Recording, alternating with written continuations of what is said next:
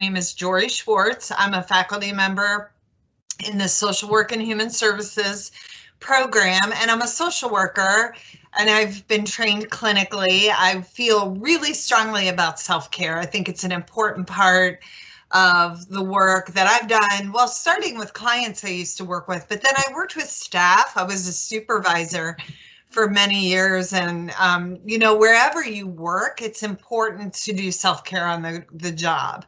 And then when I started working with students, I realized how important it was for students to engage in self-care. In my field, I'm preparing students, obviously, to go out in the workforce and be a social worker. But in any field, it's important to establish those habits, I think, as early as possible, because, when you experience some of the things we're going to talk about, like high levels of stress maybe on the job, and you're not providing yourself with outlets to deal with those, then that is one of the reasons why people leave their job, and especially if, social workers, first responders, but anybody's job can get stressful. So I'm going to share my PowerPoint and get started. And I hope that this is useful information to you now. We're going to talk a little bit about specifically self-care, COVID, and spring break. So let me do this real quick. Oops, of course I'm on my email. Sorry about that. Just ignore that. Okay. All right. So, you should pat yourselves on the back, the two of you, for being here. I think it's really important because if we don't think about these things, if we don't self-reflect on things like self-care and how we could do a better job, you can't really make that change, right? So I think that's kind of an important piece and part of this is that, thinking about these things and self-reflecting and bringing self-awareness needs to happen if you're going to engage in meaningful self-care. So that's a really important piece and part. Self-care is a practice of basically you taking an active role in, doing what matters in terms of protecting your own sense of well-being, happiness, and, especially getting those things sort of in place. So when, I know things are probably stressful right now as a student during COVID, right? But, it's important to kind of establish practices now or even ahead of the stress. So what can you do now that before things get more stressful during midterms or finals week, or maybe when you're job hunting or whatever life circumstances happen to happen, what can you do now to put self-care practices into place so that you can protect your own well-being, right? And, like I said before, that we want you to go out there, whatever your chosen profession is going to have stress at times.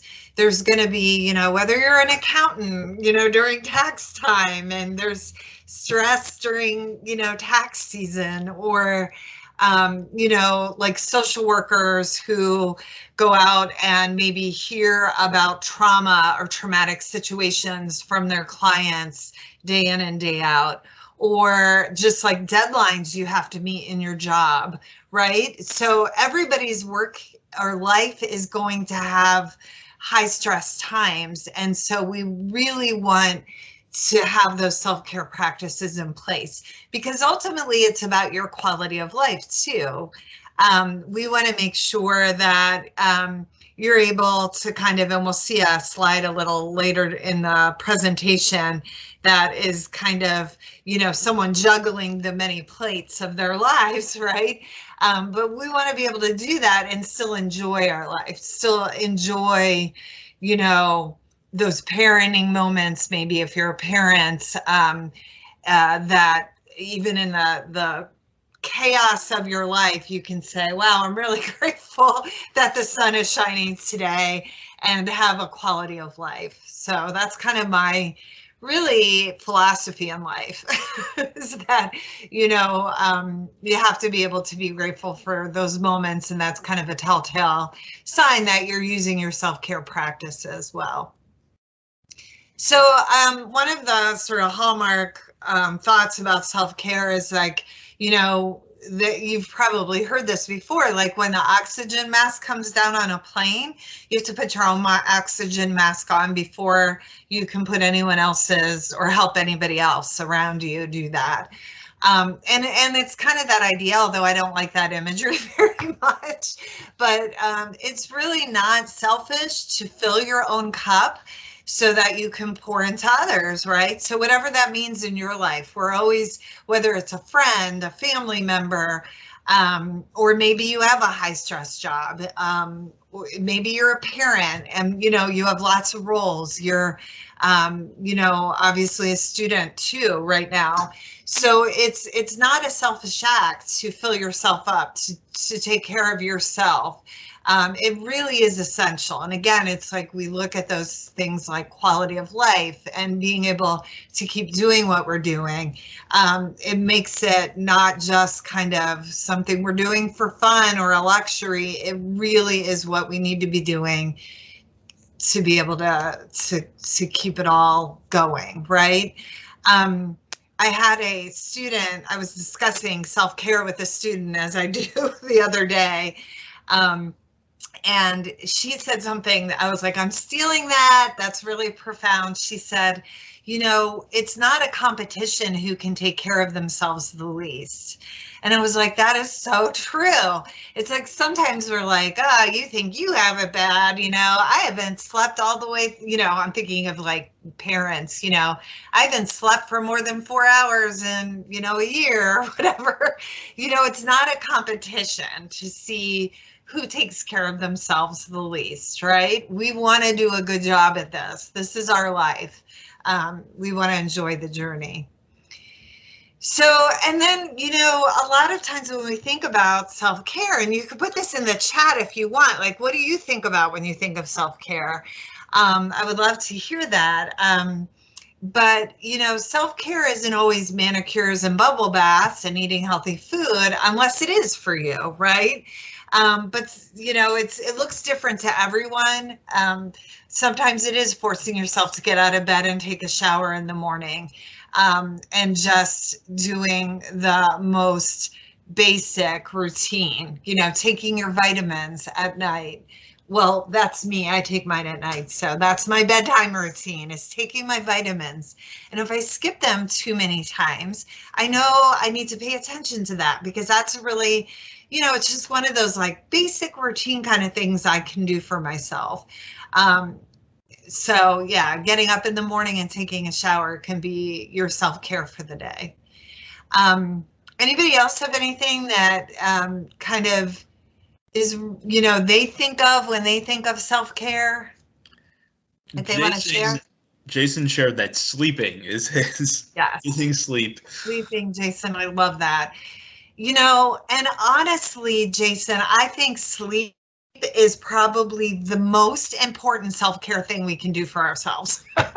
You know, if you're not getting good sleep, you know, I don't know if you're familiar with Maslow's hierarchy of needs, but, you know, we have really basic biological needs that we need to meet, like, you know, and we oftentimes think of food, clothing, and shelter as those basic needs we all have.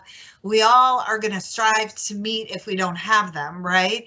But sleep is one of them as well. And I think it's probably one of the most important when we have this conversation about self-care, because you can't, like, if you're not getting good sleep, you're not able to, like, you know, work on some of those other self-care things, right? You don't have the ability maybe to concentrate, you're tired all the time, you're not going to be able to do things like I just said about keeping a routine or anything like that. So I feel like, you know, it stresses us out even more if we're not getting enough sleep, because being a student, you know, you need to have your ability to think and act and, you know, be able to be, you know, have time management, to show up to class on time, to pay attention, to retain the information, to be able to study. And all of those things are directly affected by sleep. So I'm glad you brought that one up, because that's a super important one. when we think about self-care. But, you know, so for some people, self-care might be bubble baths and, you know, manicures. And for some people, that's not them, you know. And I think the other thing about self-care being personal is it doesn't have to cost any money. You do not have to spend any money on self-care. And I think sometimes we think, oh, I have to take a vacation for self-care, or I have to like treat myself in some way that's going to cost money. Even eating healthy food for some can be, you know, just not, it might be stressful to think about, like the finances involved in that. So, you know, just making sure that your self-care are things that are accessible to you is another, I think, important piece and part. And obviously, hopefully getting enough sleep is something that doesn't cost a lot of money. You know, like it can be a little bit more complicated than that. I realize if you're working like 2 jobs and a full-time student, it might be making the time to sleep. And it might also be that, you know, your body isn't cooperating. So you might have insomnia or something like that. So I'm not trying to make it simple, but it can be as simple as turning off the TV and going to bed at the same time every night. So that's an important thought. Any other thoughts about that? It looked like Hannah was typing something, but I'm not seeing it there. That's okay. That's okay. No pressure. She just said that just taking the time to appreciate herself for actually doing things, for accomplishments. Yes, and that's kind of part of that practicing gratitude. And we'll talk about today, like some ways you might remind yourself to do that, like practice gratitude, be grateful about something. Like if you do a really good job, like, you know, maybe you have a couple good nights of sleep and, you know, there's something else that's really important to you, like taking a shower every day, or like I was mentioned, taking my vitamins, and, you know, think like I'm doing a really good job this week, and kind of give yourself kudos, you know, like, and feel grateful for that, you know, you were able to do those things. So I think that's a great idea too. So one thing I want to talk about, and I'm gonna, we'll come back to this, but I wanted to, oh, how do I stop sharing? What am I doing? Let me see. Okay, I did it. I'm going to stop presenting for a second, just because even though I'm just looking at your name bubbles or your initials, it makes me feel like I'm actually in the in the Teams meeting rather than just looking at my PowerPoint. But so one of the things that's totally free and that we all have access to all the time is taking a moment to take a few deep breaths, right? So, and I do have some handouts I'm going to share with you at the end of this. And Jeff, maybe you can tell me how to best do that, but I'll make sure you get them. But one is on breathing techniques. And, you know, I tell my students, I work with students a lot that have test taking anxiety. And so they might be going to the testing center, or, you know, be in some kind of environment like that, and they can't take anything with them that helps relax them. You can't have any really thing with you. You can't, like, you know, have relaxing music or aromatherapy or anything like that when you're in that kind of environment. But the one thing you always have with you, no matter how stressed out you are or caught off guard, is your breath, is your ability to take a few deep breaths and help calm yourself down. And it's just good for self-care in general to lower your blood pressure and your heart rate occasionally. And it's also an opportunity to take a mini break from what you're doing too, like if you're go, go, go all the time. So I'm going to practice a breathing technique with you now. I usually tell my students, you can turn off your video for this, but yours is already off, so that's fine. So, but if you feel comfortable, wherever you're sitting, uncross your legs, put both feet on the floor. I tend to cross my legs a lot. For right now, put your hands on your thighs, maybe. Close your eyes, lean back in your chair. Notice any tension you might have in your body right now. One place that I hold tension a lot when I'm sitting in a chair, especially, is my shoulders and my neck. So just kind of taking a moment to maybe breathe in and think about breathing out any tension. I like to breathe in through my nose and breathe out slowly through my mouth, even making a whooshing sound. I just noticed some tension in my lower back and I release that.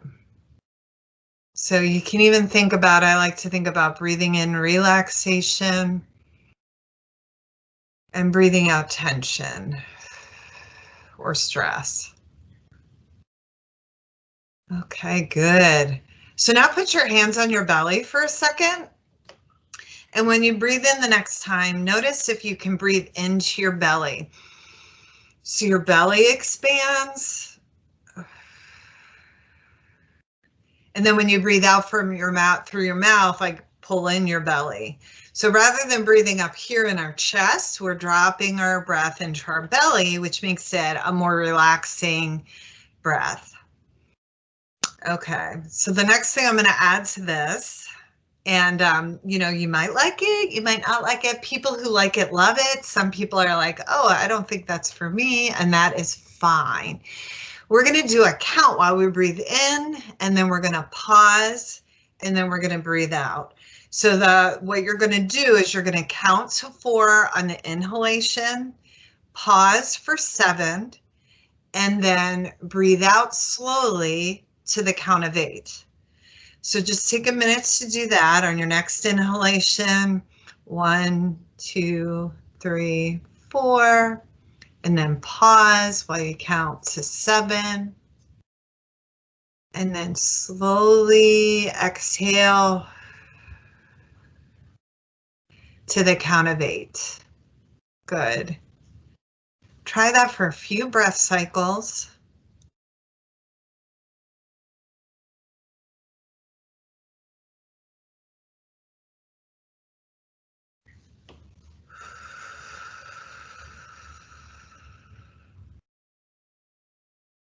Good, at least one more breath using that breathing.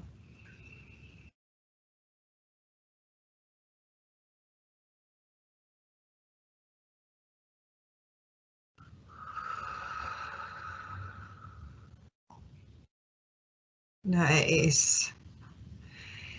That is called 4-7-8 breathing, and it's one of the techniques that it's in the handout I'll share with you. There are other breathing techniques, and you can just stop and take a few deep breaths. We all know how to do it, right? You don't have to have a technique to teach you that, but the idea is that, you know, it's just, it helps you focus maybe, and I don't know, Jason or Hannah, if you want to type anything into the chat, how do you feel now that you've taken a few deep breaths? You know, I tend to just feel like just more mentally focused, relaxed, Hannah says, you know, however it works for you. But it does, there is some actual research that's been done that when your exhalation is what did he say? Let me see if I can see it. More relaxed. Good, Jason. So there is some research that when the exhalation is twice as long as the inhalation, it actually relaxes your central nervous system. So it's not, you know, just our brains that are more relaxed. Our physical bodies are actually more relaxed when we do some deep breathing, and especially if we make sure we have a longer exhalation than inhalation. So yeah, I think that's a really good segue into what I wanted to talk about next, which is stress. So now that we're all relaxed, we're going to just talk about stress for a minute, and then I'm hoping we will get to some good stuff about some things that we can do, some other self-care strategies besides the 4-7-8 breathing. So we all experience stress in our lives, and stress is just a response to change. So whenever things change, and we'll see, one of the things I'm going to share with you, hopefully, yes, I think I have enough time in a second here, is a stress test. And what you'll see is, like, you know, things can change for the good and they can also change for the bad. I think we all deserve like a 50 on the, and you'll see there's points given, but I think we all deserve like 50 points for COVID. You know, just living through COVID is probably a good 50 points on the stress test. But it's a change that causes physical, emotional, or psychological strain. So when we think about think about having a baby or getting a new job, those are good things, but they cause stress because there's a change that occurs. Getting married is another one. And then there's also things like losing a job or, you know, starting school, even graduating from college can cause stress. So basically the thing I like about this is like about this visual here is stress doesn't actually cause you to feel burnout, but burnout is something we want to avoid, and we'll talk about that a little bit next. Burnout is your response to prolonged stress, right? But we want to make sure that if we're experiencing stress, we are dealing with it, because in this case, it's saying if the demands of a job outweigh our resources to cope or don't kind of counteract the stress, and it doesn't have to be a job, it can be anything, but if the stress and our resources, if the stress outweighs the resources we have to cope, then we're likely to experience burnout if we just are experiencing stress over a long period of time, right? So that's kind of an important point to make. Stress doesn't cause burnout, but some people are just more resilient or have lots of support or have coping strategies to deal with stress, and then they don't get burned out even with stress. And so that's my hope for you. And one of the benefits of coming to, some of these trainings this week is that maybe you'll learn some coping strategies that are going to help you outweigh the stress that we're all going to have in our lives. We can't get away from that. Before we look at the stress test I want to show you that I talk about this in one of my classes, that there's 3 stages of burnout. And so the good news is if you start to get burnout and you're in the stress arousal stage, hopefully you maybe notice some things before you get way into like the 3rd stage of burnout, which is the exhaustion stage. And you do things to turn it around. I notice if I'm kind of going through some stress, just a very busy week at work, let's say, I notice when I enter like the stress arousal stage of burnout, when I get irritable, or if I'm thinking about work and having a hard time falling asleep, that's a stress arousal kind of, symptom for me. And so I notice, like, if I'm not quite as loving to my children, I have 2 teenagers, so, sometimes it can be hard to be nice to teenagers anyway. I'm just kidding. But, if I notice myself, especially in my close relationships, especially with my kiddos, being more irritable, then I'm like, I need to intervene here. I need to go take a walk outside or use one of my own personal self-care strategies, like talking to a friend or doing something that I enjoy, like make a pair of earrings because I love to do make jewelry, or something like that. To kind of bump myself out of the burnout stage, and maybe, you can't get away from the fact that you have a busy week. I often can't, but I'm going to set time aside as soon as that week's over to kind of attend to that, because I know that that's occurring. So I'm not going to go over all these, but you can see like how this could affect school, this could affect work, whether it's, you're starting to lose your time management skills, or you're procrastinating more and turning things in late. You're withdrawing from school or from, your friends, your family, your spouse, if, your significant other. And then we really want to stay from exhaustion. Exhaustion can even result in depression and suicidal thoughts and being socially isolated because of burnout. So we really want to stay away from that. So obviously, I wanted to show you real quick one of the handouts that we can look at real quick somewhere. Where did I put it? No, it's not this one, although we're going to go back to that. Here we go. Can you see the stress scale? Jeff, can you see that? Hopefully. Yeah, you're good. I don't know why. I always need like affirmation. See what I have up on my screen. So this is a stress scale for adults. I'm going to make sure you all have this handout as well. In addition to the breathing techniques, this is in my list.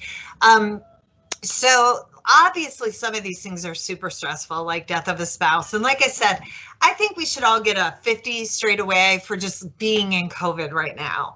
But the thing I'm going to point out to you, some of these are not bad. Like I said, you see a lot of bad things, but marriage is right up there. Getting married is 45 points. You know, maybe you get back together with your spouse. A reconciliation is even on there. But things, you know, that might be, you know, retiring is kind of looked at as positively, right? If you retire from a job. But things like, you know, a separation, divorce, I'm not sure. I guess, well, they are both 60. Okay. I just want to make sure. You know, maybe getting fired because, you know, of COVID and the workforce is changing. Lots of things there's lots of negative things on here too. Sex difficulties, we mentioned that not being intimate with your partner, if you notice, was on there.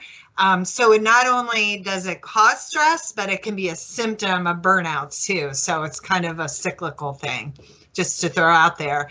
A lot of us have experienced change in financial states because of COVID, or death in general because of COVID, right? So as sad as that is, maybe losing a house. So I'm going to let you kind of look through the rest of these and you can assign yourself points. And like I said, you'll have this if you want to just take it and the whole thing and go through it. I've taken it several times in my life and I give it to, you know, my students quite frequently. So you get a total score, but what I think is interesting and what I wanted to mention is that if you look at the directions for scoring, if you have a 250 score or greater, most people, and this is in the last year, so this is basically the anniversary of COVID right now, right? We're all in. It's been just about a year. So in the last 12 months, if you have a 250 score or greater, folks with a normal stress tolerance get overstressed at that point. However, not everybody needs 250 to feel overstressed. Some people have lower stress tolerances, like I said, and they may experience stress at levels as low as 150. So you have to decide. This isn't like a test where you can get a definitive score and know, okay, I've got a score of 200, so I'm doing fine. You may still feel very overstressed. Somebody else might not. So I think that's really important to point out as well. Any thoughts about that? I'm going to go back to the PowerPoint, but feel free to. Okay. So I kind of already talked about this. Like, we all have to think about how do we maintain an equilibrium? And these are only 3 plates. Up here you may have more than one work life, or, you know, personal life is one thing, but then you might also have, maybe you're a caretaker for a family member. I mean, I know that's kind of lumped into your personal life, but it may be a whole nother plate, really. In the program that I work in social work and human services, students obviously are in school, but they also have a field experience that they add to their school. So that can be a whole nother plate. If you have service learning or a field practicum or clinicals as part of school, that's another plate too. And, you know, we always say, like, you know, we have to have a work-life balance, but really that never happens. Nobody ever achieves a work-life balance. So, but if you can at least kind of address, sorry, my cat is, I don't know what my cat's doing. I'm going to put him down. If you can at least address that you need to keep all the plates up in the air and at least attend to all the plates, you might not feel like you're completely balanced ever, but, you know, you're keeping your plates in the air, I think is a better way to look at it. And that doesn't mean that you can't put a plate down every once in a while. You might have to say to your friends like, hey, I'm going to be in school, like have a really heavy caseload this semester, and you're not going to see me as much. Or maybe you've got a lot of schoolwork, but you really need to do some self-care. You feel like you really need, not that I'm suggesting you don't do your best in school, but sometimes you have to, like, there has to be some give. And like, if you don't do that one discussion post that's worth a few points in a class, and you're still going to get an A, right? Maybe, or a B if that's your goal. Maybe setting that school plate down for a night so you can go have a Zoom call with your mom and dad or something, or maybe take a mental health day from work here or there. So it's okay to put a plate down every once in a while, but you want to make sure for the most part you're able to keep all your plates up in the air, right? And so we talk about the 8 dimensions of wellness. And the 8 dimensions of wellness are listed here. Little did you know there was 8 of them. A lot of times, and we'll look at, I'm going to share another handout with you as a self-care plan that focuses on body, mind, and spirit. So you can kind of distill this down a little bit. But, the body part is the physical. That's a really important dimension. We talked about sleep. I know healthy eating can be hard sometimes, but sometimes there's little steps we can do, moving our bodies every day, even if it's doing chair yoga at work or while you're Zooming in class. So things like that. Let's see, what else? I said body, mind, and spirit, right? So mind being emotional, I think of mind as emotional and intellectual. So that's kind of 2 of these 8 dimensions. Having social and, maybe also the social too, having social connections, feeling that you belong, feeling like you have someone to express your feelings to, that can, maybe the social and emotional are kind of related in that sense, that, you want to be able to express your emotions to someone and create a satisfying relationship. And by someone, that could be, like I just had on my lap, a cat. Sometimes, we get our emotional needs met by people, in person or on Zoom. It could be an animal too that we have an emotional connection with. And then the intellectual part is like using our brains. A lot of, probably you all feel like you're getting your intellectual wellness met by your dimensional wellness met by being in school. And that's it, part of it is like having that stimulation. So, so I remember when I was in school, I love reading and I love school too, but I missed reading for pleasure when I was in school. And I just remember acquiring books so that when I graduated, I literally had a stack of books, like at least this high, to start reading because I missed reading for pleasure when I was in school. So that intellectual stimulation is part of your mind too, right? And then, your spirit, it's not, I'm not talking about religion, I'm talking about purpose in life, right? What gives you purpose in life? What just fills your soul? Like for me, part of my spiritual practice is walking outside. I need to see trees every day. Well, not every day, because if it's too cold, I'm not going out there, but I love being in nature. So that's really important to me. And, maybe part of your purpose and part of your, feeling spiritually well is having a job, and you see occupational wellness is right next to it, that really fills you up, right? Maybe you feel very passionate about your work. So that can be part of spiritual too, if you're just kind of distilling it down to body, mind, and spirit. And then, I haven't really talked much about well, and I would also connect environmental. Environmental wellness can be a little bit of your physical health, because it's it can affect you physically, but it can also just make you feel good to be in an environment that supports your well-being, right?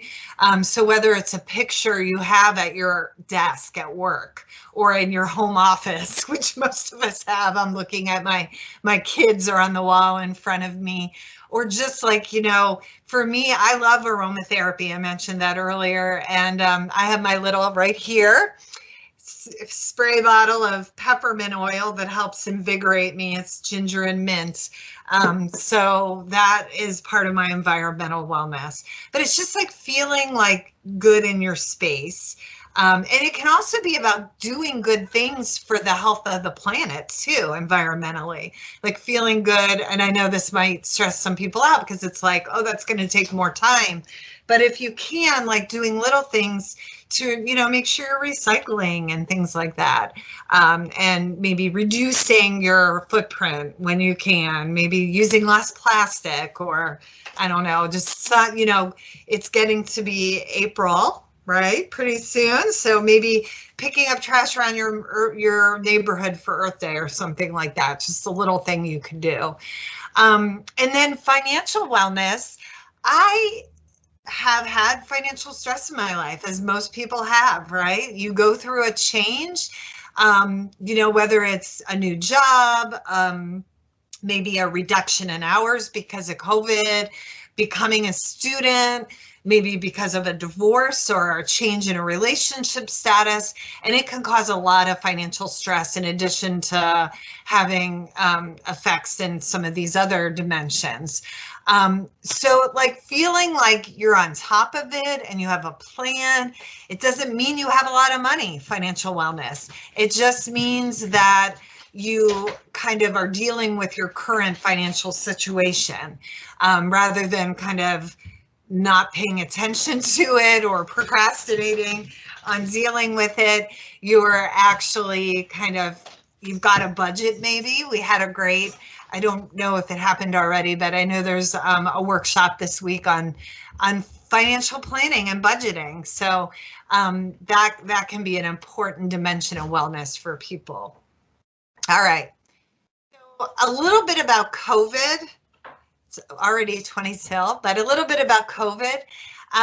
Some of the things that can really help are creating a daily routine, as we've talked about, and, you know, thinking about like what that means in terms of your 8 dimensions of wellness. And hopefully, you know, one thing I meant to say when we just talked about this, sorry, is that ideally you attend to all of these, right? Maybe not all in the same week or the same day even, or the same month, but that you think about them all at different times of your life. They might be important. So that's just my 2 cents about that. And right now, you know, you may be focusing on them in a different way because of COVID. But having a routine that helps you move through your day, I'm a big advocate of a routine, like whether it's a morning routine, a routine, like maybe you work and you go to school and then you have home time, but it's maybe all in the same place right now. And just having like a routine of moving from one to the other. Like maybe you do have a routine of taking a deep breath or moving your body and doing a couple yoga poses or something in between work and school, and then maybe in between school and personal time. So creating a daily routine either in the morning or at bedtime or in between things is always a good thing. Having a bedtime routine, as it says here, we talked about the importance of sleep. Maybe going to bed at the same time each night and getting up the same time each morning. You know, that's not to say you can't sleep in a little on the weekends, but, you know, trying to get yourself in a routine can be helpful. It can also help you go to bed, you know, if you're going to bed at the same time. Connecting with others, reaching out, don't keep things bottled up. One of the resources at the end is counseling services here at Columbus State. So making sure you have someone to talk to, whether it be a friend, a family member, or getting a counselor or therapist. Maybe joining a support group even. It could be a Zoom support group. Include small things in your to-do list that help you feel accomplished. Like we just said, feel good about sticking to your routine. I always I love to-do lists. So if you have a to-do list, like put the small things in there and so you get to cross them off. You know what I mean? For me, it might be like, okay, I responded to all my emails today. And that might seem like something I wouldn't put on my list, but it feels really good to be able to cross that off. And then a gratitude list, maybe at the end of the day or before bedtime.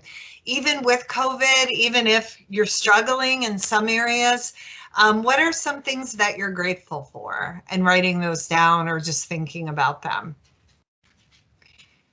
So spring break is approaching, and I like this spring break challenge because your routine might be a little bit different than it is during, while you're doing classes. It might not feel that different because you might still be going to work and still all your personal life kind of requirements are still the same.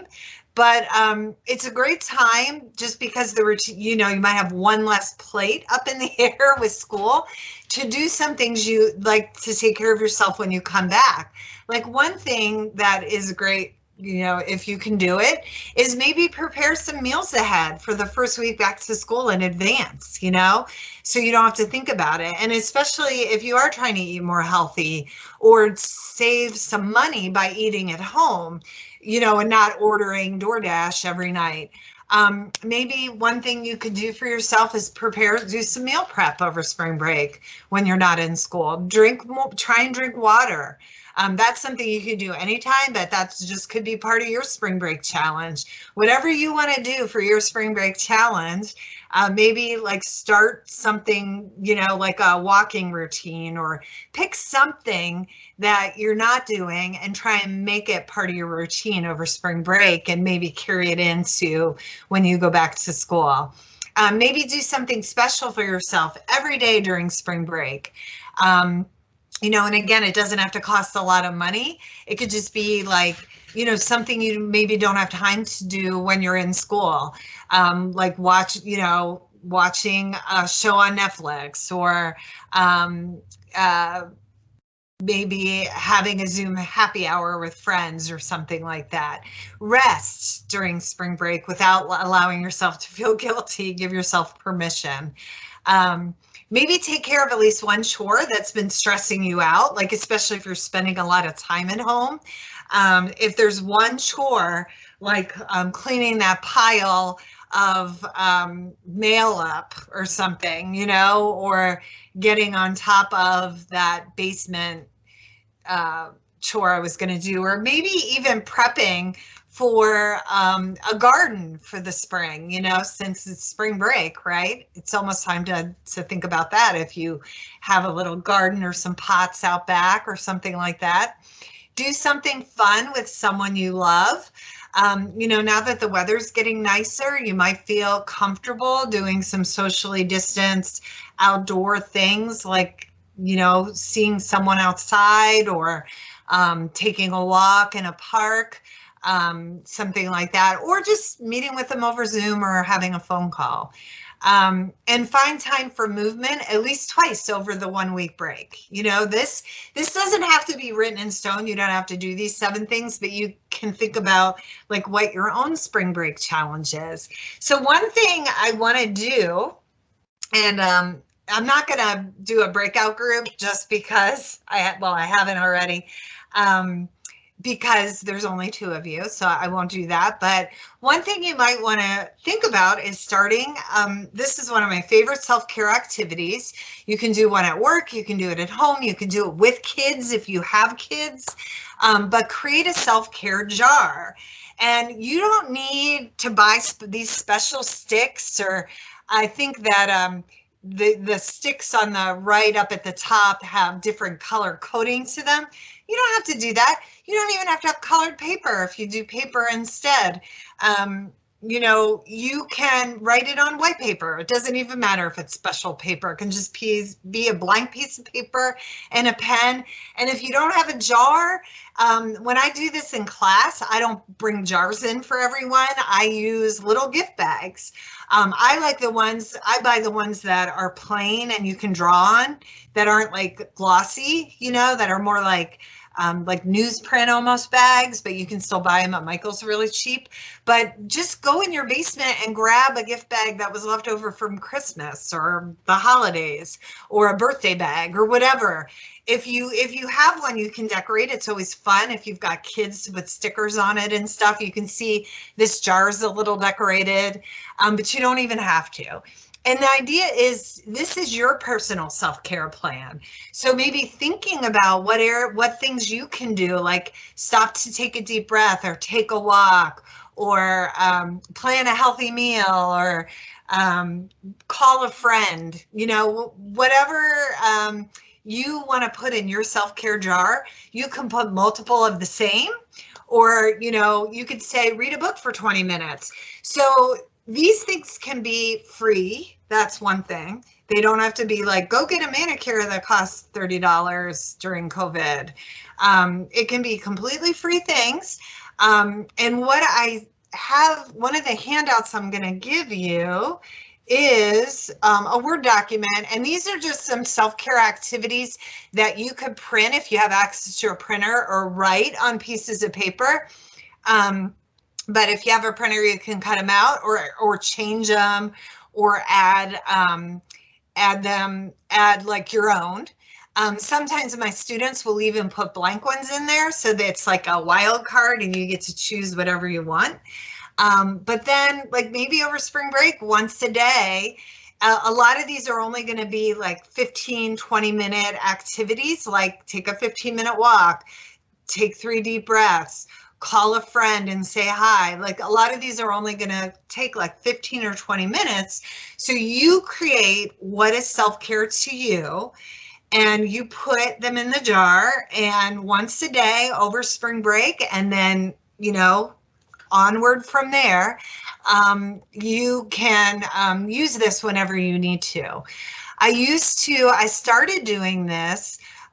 This is a 30-minute one. This might be more of a 30-minute one. Read a book for pleasure, dedicate 30 minutes to a hobby. Again, it doesn't have to be a certain time, and it can be whatever you like to do. But when I started doing this, I used to work at an agency called Directions for Youth and Families as a program manager, and I did it at work. That's just where I learned about it, and I had it on my desk. I had a jar on my desk of self-care activities, and they were things that you could do kind of similar to this, but wouldn't be like do a hobby for 30 minutes. They were things you could do at work, like take a walk outside around the block for 15 minutes, or some of these are appropriate no matter where you are. Like I said, you can breathe anywhere, right? Chair yoga is a great thing to do at work, but however you want to do it. And anyway, my story was that my staff used to come in, and it was for all of us, the self-care jar, and they would come in and be like, I need something from the self-care jar, and they'd pick it out. And people can take it with them. It's kind of like a fortune cookie to remind yourself to do it. Like, you might do it later. And so you add new things all the time. So it's kind of a fun activity, and I really love it. So I hope you can do it. And it's fun to do with family members too. Kids love it. All right, whoops, I didn't mean to do that. I don't know why I clicked on that. I'm going to go back to my PowerPoint. So creating the self-care jar, and like, you can get creative and do these sticks too if you wanted to, or do a gift bag. All right. So, you don't have to write down a plan. You could put all the things you want to do in your self-care jar, but some people like to remind themselves also to do a self-care plan that aren't necessarily things they're going to put in their self-care jar. And like I said, this one specifically, I want to share a blank one with you that looks like the example on the PowerPoint. And it can be mind, body, spirit. You could make your own and have all 8 dimensions of wellness on it. But this one also addresses like goals, like of what you want to accomplish with self-care, which I like. I want to accomplish peace, serenity, control, happiness, being a good person, and then supportive people in my life. So that kind of addresses maybe like the social aspects a little bit, like who you want to spend time with. But again, some of these overlap, so don't feel like just because financial wellness isn't one of these three, you couldn't include that in, like, maybe that would just make you feel so much more fulfilled. And it might be something that fills you up spiritually, you know, in the sense of feeling like you've accomplished something. Okay, so let's see, what did I want to say about that? I think that's all I wanted to say. So we only have a couple minutes left. And I did want to ask you all, and I'll stop share. Well, I'm not going to stop sharing, but what is something you might put in one of these? And it doesn't have to be up there, but if it is, don't feel like I'll think you're copying. But what I had planned was for you to kind of talk to each other about maybe 5 things that you'd like to put on a plan or put in the self-care jar.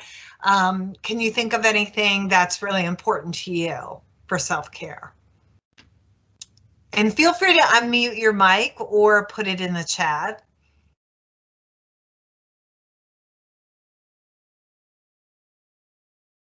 Anybody? I feel like Bueller, you know that? Is anybody still there? Maybe you've all left and I don't even know. Nope, we're still here. Okay, because I can't see the screen. Okay, now I can. I'm gonna stop sharing. Spending time with animals. Obviously, if you saw my cat in the shot, I'm a big advocate of that. I think that's really important, Jason. And by animals, it sounds like maybe you enjoy spending time with not just maybe dogs, but also cats. Or we have a menagerie in my house. We also have a rabbit and a cockatiel in addition to cats. Hannah is typing. Anything else you can think of that really sort of resonates with you as an important self-care activity? And then I'm just going to participate since I'm testing. Okay, Jeff, go ahead. As a student, for me, it's a matter of doing some kind of movement each day. So before the pandemic, I was really big on consistently making sure I got to the gym and everything. Not so easy these days, but after work every day, aside from the days where it's raining, I go for either a walk with my wife or go for a quick run, something to get the blood flowing after sitting in my computer chair for the entire day. I think it's really important. To me, it's become even more important during COVID because I feel like, you know, I used to walk vigorously from the parking lot into my office, which was kind of far away from where I parked. And I can't do things like that anymore. And, you know, I just felt like I moved a lot more at work. So it's become even more important to me. So I get that, though. That's a great one. And if anybody else puts anything else in the chat, let me know. But a couple of just final thoughts. Hannah shared that she would like to get a plant. Oh, yes, plants, horticulture therapy, for sure. And, you know, that can be part of your routine. It's like taking care of things like animals, and plants can be really important. And I like to go out and weed in my garden. I love weeding. It makes me feel like I'm accomplishing something, taking care of my plants, and like pulling out weeds just is cathartic for some reason. So a couple of final thoughts. It's like, and this is, you know, in addition to doing things that are helpful and self-care activities, think about focus on what you can control. I mean, because right now we can't control that there's a pandemic, right? But you can control things in your life, how you express or handle your feelings, your words, how you treat others. You can't so much control what other people do or say, or, you know, what you've done in the past, or the weather even. You can't control it, right? So think about the things you can control in life. I think that's an important thing to think about. And if I have a hard time uploading the handouts I want to give you real quickly at the end of this, feel free to email me if there's anything you want from this presentation. jschwartz12@cscc.edu. And then I wanted to also leave you with some resources. The National Suicide Prevention Lifeline is really important resource for all of us to have, you know, whether it's for ourselves or for others in our life. And then also be aware that counseling services here at Columbus State, although they're not a crisis, they're as a crisis resource, there's lots of resources on their website, as well as if you're interested in seeing a counselor here at Columbus State, can be very helpful. So I'm just going to leave it at that.